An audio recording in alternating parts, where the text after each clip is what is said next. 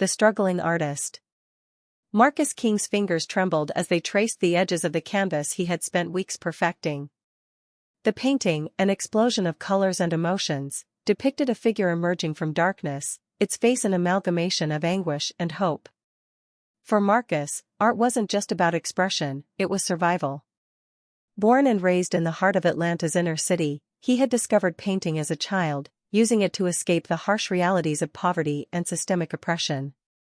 A childhood of creativity and struggles. Marcus grew up in a one-bedroom apartment shared with his mother and 3 siblings. His mother, a nurse working endless double shifts, could barely keep food on the table. Despite the hardships, she encouraged Marcus's passion for art, often saving scraps of paper and leftover crayons for him to sketch. It was in those early drawings that Marcus began to pour out his soul, his fears, his dreams, his resilience. At school, Marcus's talent didn't go unnoticed. Teachers marveled at his ability to capture raw emotions in his work, but they were quick to remind him of the challenges he'd face as a black artist. "The world doesn't always value voices like ours," his high school art teacher once told him. The words stuck with him, not as a deterrent, but as a challenge. From dreamer to artist. By his early 20s, Marcus had turned his bedroom into a makeshift studio. He worked odd jobs during the day, from construction to dishwashing, and spent his nights painting.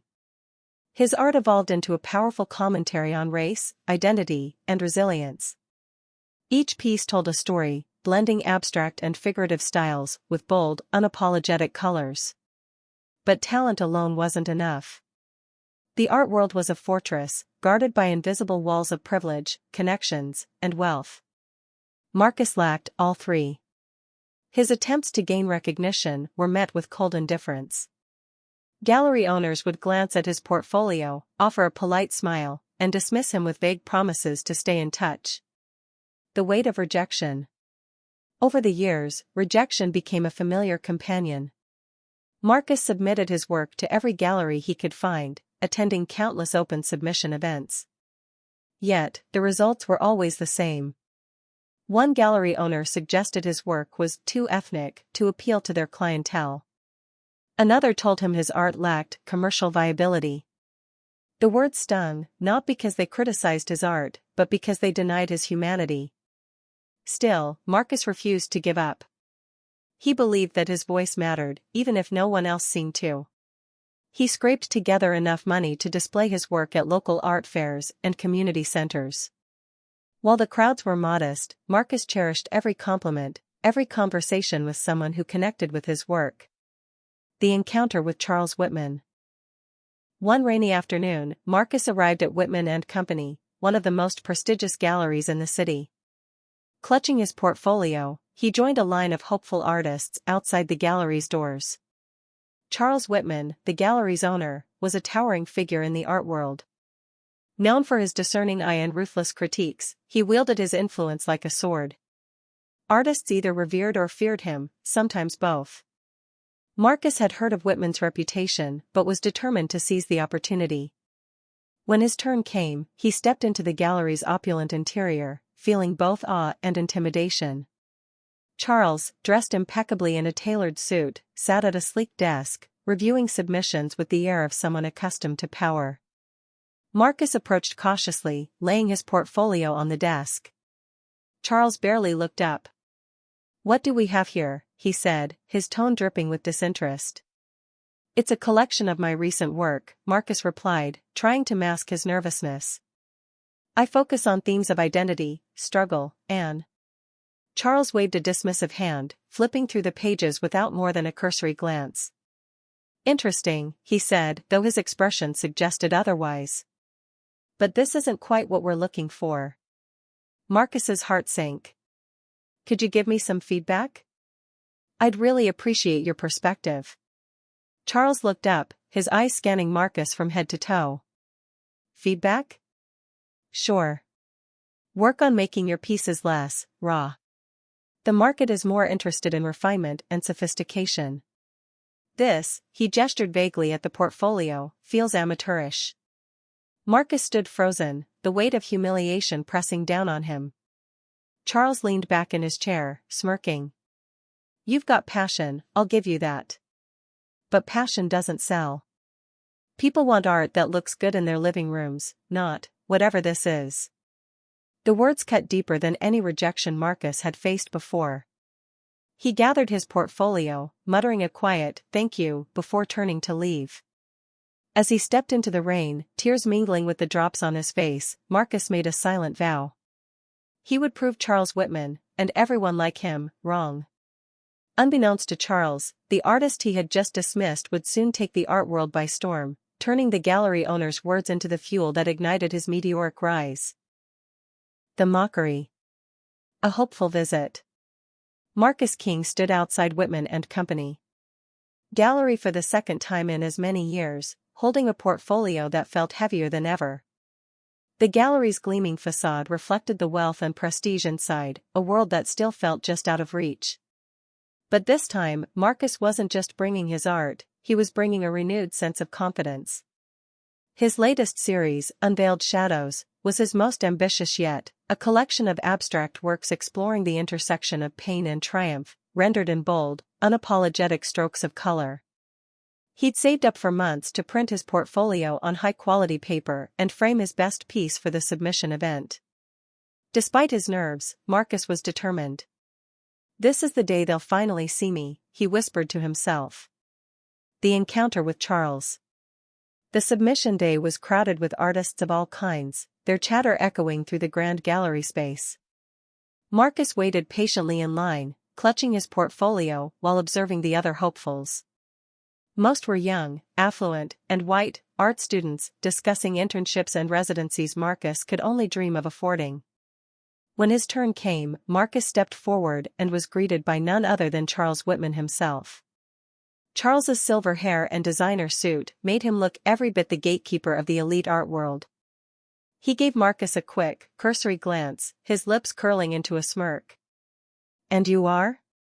Charles asked, his tone laced with condescension. "Marcus King," he replied, extending his hand. "I brought my latest work. It's part of a series." Charles ignored the handshake and flipped open the portfolio with exaggerated disinterest.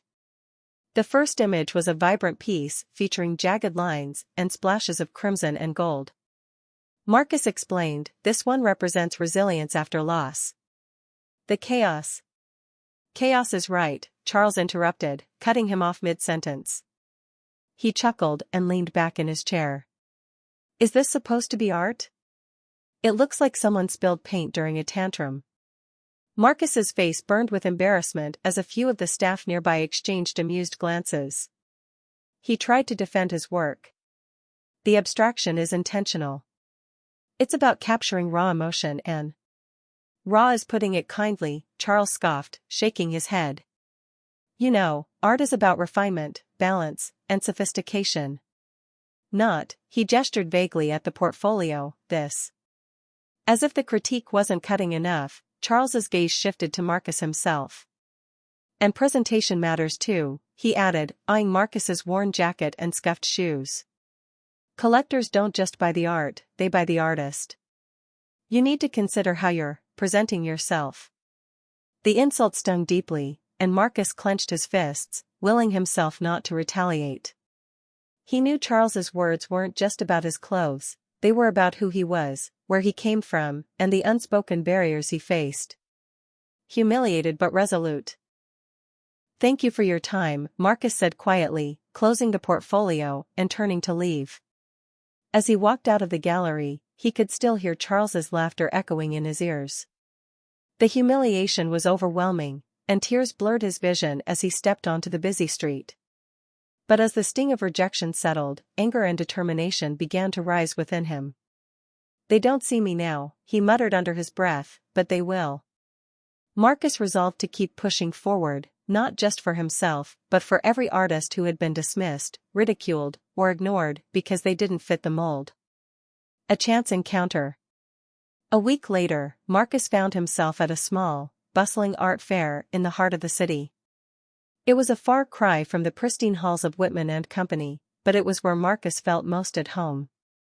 Here, among the noise and energy, he could connect with people who truly appreciated art for what it was, not for its price tag or the prestige it could bring. Marcus had set up a modest booth, displaying his Unveiled Shadows series. The vibrant colors and bold textures drew the occasional passerby, and Marcus took the time to explain the meaning behind each piece. Sales were slow, but every interaction gave him a sense of validation he hadn't felt in a long time. As the afternoon sun dipped lower, a woman with sharp features and a confident air stopped in front of his booth. She studied his work intently, her eyes moving from one piece to the next with genuine interest. "This is remarkable," she said, turning to Marcus. "Your use of color is fearless, and the textures, they tell a story." Marcus blinked, surprised by the compliment. "Thank you," he said, his voice tentative. "I try to make the emotions as vivid as possible." The woman extended her hand. "I'm Clara Beaumont. I write for Artspeak magazine." Marcus's heart skipped a beat. Clara Beaumont was a well-known art critic, celebrated for her insightful reviews and her championing of underrepresented artists. "It's an honor to meet you," Marcus said, shaking her hand. "I've read your work. You've inspired me more than you know." Clara smiled. "Well, I'm certainly inspired by what I see here. Tell me, Marcus, where else have you shown your work?" Marcus hesitated, unsure how to explain his struggles without sounding defeated. "Mostly local fairs like this one," he admitted. "I've tried submitting to galleries, but it hasn't worked out." Clara's expression softened. "That doesn't surprise me," she said. "The art world can be narrow-minded. But talent like yours can't be ignored forever. May I feature you in my column?" The question hit Marcus like a thunderbolt. "You want to feature me?" "Yes," Clara said, her tone firm. "The world needs to see what you have to offer." A spark of hope. That night, Marcus returned home with a mix of disbelief and cautious optimism. For the first time in years, he felt seen, not mocked, not dismissed, but truly seen. Clara's words replayed in his mind as he stood in front of his easel, paintbrush in hand. "This is only the beginning," he whispered to himself. Little did Marcus know, the feature in Artspeak would soon catapult him into a world he had long dreamed of, a world where his voice and vision would not only be heard but celebrated. The very mockery that had once humiliated him would become the fire that forged his path to greatness, the rise to fame. The article that changed everything. A week after their encounter, Clara Beaumont's article was published in Artspeak magazine. Titled Unveiled Shadows, A New Vision in Contemporary Art, the piece was a glowing tribute to Marcus King's work. Clara described Marcus as a revolutionary voice breaking the chains of traditional abstraction, merging raw emotion with poignant storytelling. She highlighted the depth of his themes, resilience, identity, and the human spirit, while praising his fearless use of bold textures and colors. Accompanying the article was a photo of Marcus standing in front of his booth at the art fair, his expression a mix of humility and quiet determination. Within hours of the article going live, Marcus's inbox began to fill with messages from art enthusiasts, curators, and collectors eager to learn more about his work. The power of social media. As the article spread across social media, Marcus's Instagram account, once a modest portfolio of his work, began to explode with activity. Comments flooded in, praising his talent and thanking him for creating art that resonated so deeply.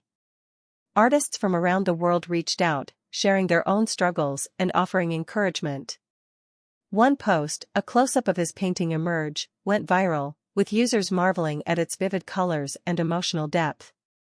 "This is what art is supposed to do, move you," one user commented. The visibility brought Marcus a level of recognition he had never experienced before. A week later, a prominent art collector purchased 2 of Marcus's paintings through his website.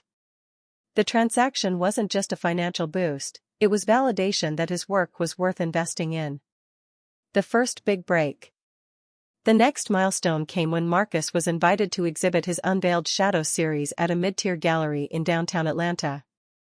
The gallery's owner, a longtime admirer of Clara Beaumont's work, contacted Marcus after reading the Artspeak article. the opening night was a whirlwind. Dozens of people attended, drawn by the buzz surrounding Marcus's name. As he stood in the gallery, surrounded by his framed pieces and hearing the murmurs of admiration from strangers, Marcus felt a surge of pride. He had fought for this moment, and now it was real. By the end of the evening, 3 more paintings had sold, including one to a local philanthropist who promised to showcase it at a community art center. For Marcus, the idea that his work would inspire others meant as much as the sales themselves. International recognition. Momentum continued to build. Clara's connections in the art world opened more doors, and Marcus soon found himself receiving invitations to prestigious art fairs and galleries across the country. His unique voice and innovative style stood out in an industry often accused of being stale and insular. One such invitation came from the Venice Biennale, one of the most prestigious art exhibitions in the world. Marcus's submission, a massive triptych titled Ascend from Ashes, became a centerpiece of the event. The triptych, with its fiery reds and shadowy blacks, depicted a journey from despair to triumph, a reflection of Marcus's own life. Critics hailed the piece as a masterpiece of modern abstraction. Marcus's name began to circulate among high-profile collectors and curators, many of whom marveled at his meteoric rise. High-profile collectors and a new era. Back in the United States, Marcus's paintings began fetching significant prices at auctions. Celebrities and business moguls started acquiring his work, eager to be associated with the rising star of contemporary art. One of his pieces, Roots and Wings, was purchased by a tech billionaire for a record-breaking sum, marking Marcus's arrival on the global stage. Marcus's growing fame also led to opportunities outside the art world. Fashion brands sought collaborations, magazines requested interviews, and universities invited him to speak about his journey. Through it all, Marcus remained grounded, never forgetting the struggles that had shaped him. Charles Whitman's oblivion. Amid Marcus's ascent, Charles Whitman remained blissfully unaware of the artist's success. The elitist gallery owner continued to curate exhibitions that catered to a narrow, affluent clientele. His gallery, while still respected, was losing relevance in a rapidly changing art world that increasingly valued diversity and innovation. Marcus's name occasionally surfaced in conversations among younger curators and collectors, but Charles dismissed it with a wave of his hand. Another flash in the pan, he would say, too consumed by his own ego to investigate further. But the whispers about Marcus King only grew louder. His art wasn't just a trend, it was a movement, challenging the establishment and giving voice to those who had long been ignored. A new chapter. By the end of the year, Marcus was no longer just an artist, he was a symbol of resilience and transformation. His story resonated with people from all walks of life, inspiring them to believe in their own potential. Marcus stood in his new studio, a sprawling, sunlit space in a renovated warehouse, surveying the canvases that surrounded him. Each one was a reminder of the journey he had taken, from a struggling artist mocked by gatekeepers to a celebrated figure rewriting the rules of the art world. Though he had reached heights he once only dreamed of, Marcus knew his journey was far from over. He wasn't just creating art, he was creating change. And soon, he would return to the gallery that had dismissed him, not for revenge, but to take control of his narrative once and for all. The return. A bold decision. Marcus King sat in his sunlit studio, a canvas before him that he hadn't yet touched. The room buzzed with the energy of his assistants, his legal team, and his financial advisor, discussing his next move. His fame had grown exponentially, and with it, his influence. Marcus had achieved more than he'd ever imagined, but he couldn't shake the memory of the day he was humiliated by Charles Whitman at Whitman & Company. Gallery. As his attorney laid out potential investment opportunities, Marcus interrupted. "What if we buy Whitman & Company?" "Gallery?" he asked, his tone calm but resolute. The room fell silent. His financial advisor, a pragmatic woman named Denise Carter, raised an eyebrow. "You want to buy the gallery that dismissed you?" Marcus nodded. "It's not just about the gallery. It's about what it represents.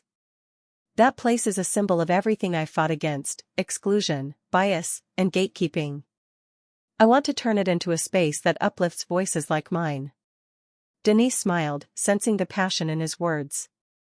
"It's ambitious, but with your resources, it's absolutely possible." Negotiations begin.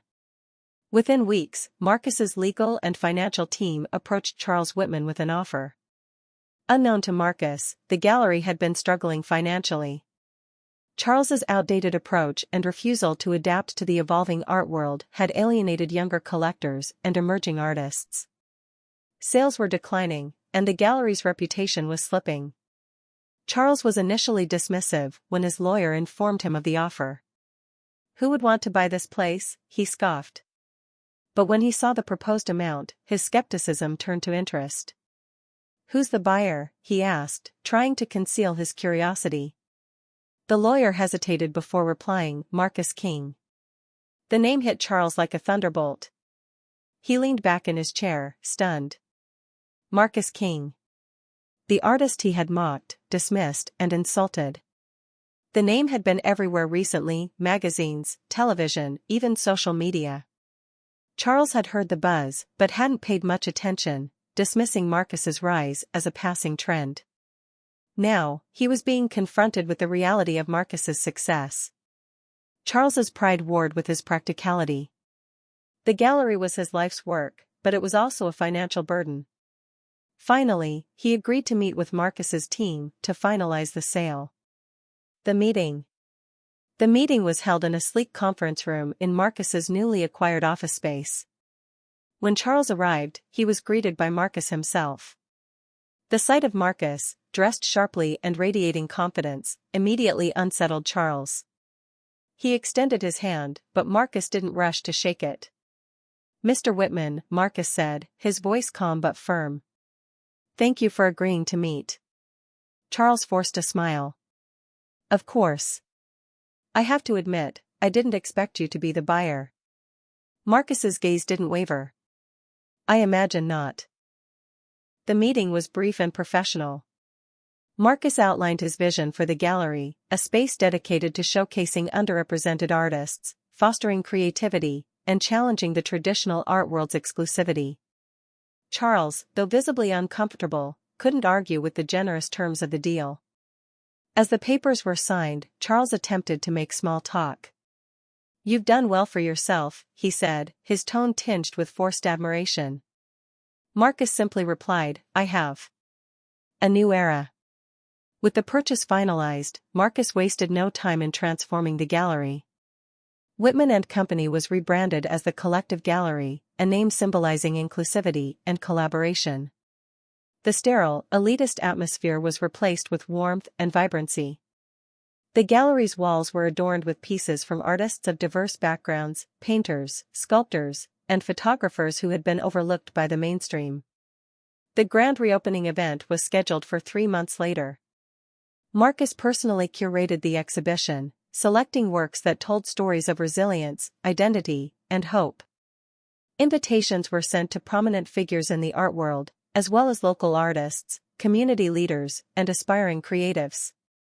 The opening night. The gallery's transformation was breathtaking.